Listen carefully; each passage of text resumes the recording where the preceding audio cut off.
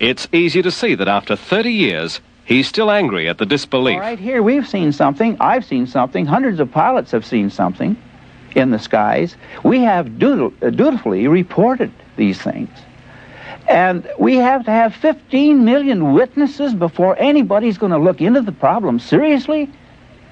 Why, this is utterly fantastic. This is more fantastic than flying saucers or people from Venus or anything, as far as I'm concerned.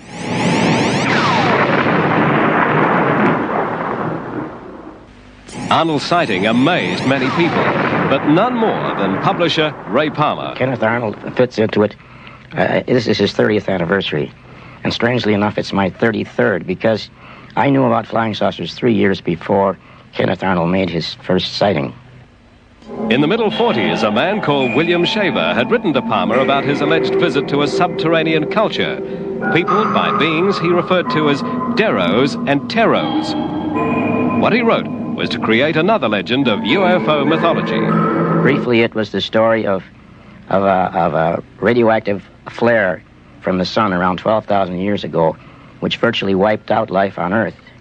And the survivors fled into space in spaceships, while the persons left behind, whom he called abandoned Dero, went into the cavern world and set up a civilization there, which from that time on became contaminated because the atmosphere had to be drawn from the surface and so on in the water.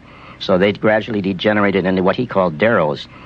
D meaning detrimental or destructive, and Ro being a shortening of robot or robotic. In other words, he felt that these people were mentally controlled by robotic Dero influences. In other words, the radioactivity in their brain made them insane. But they had at their access the wonderful machines left by this civilization which fled the Earth, which had been taken down into the caves, and among them was a craft they called a Rolat. Ro again for robotically controlled, instrumentally controlled, and so on.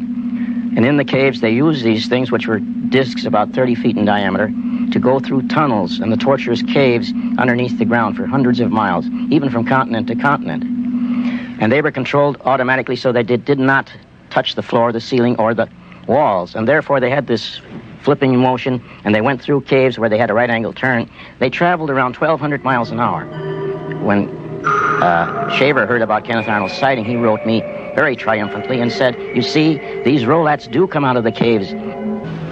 Along with Shaver, Colin Cameron claims to have had contact with the subterranean Deros and Teros here in Australia. This belief should not be dismissed too lightly. Ray Palmer came out with some astonishing details about Shaver's experience. I think Mr. Shaver, well, he originally claimed that he spent 8 years in these caves with these Dero and Tero people, T being integrative. And I discovered later, much to my embarrassment, that he had spent these 8 years in the Ypsilanti State Hospital for the Insane in Michigan. I contacted the doctors, and they said he was catatonic. He lived in a world, they even had to feed him, in this imaginary world of his. Except for one thing, when Kenneth Arnold saw the flying saucers, I put together 2 and 2, and I said, is the man catatonic, or is there something else going on? But I got 50,000 letters. We ordinarily get 50 or 60 a month, from people who said, Mr. Shaver is telling the truth. And not only that, I have been in the caves too, and I hear the voices. I've been hearing these voices now for about the next 7 years onwards, every night.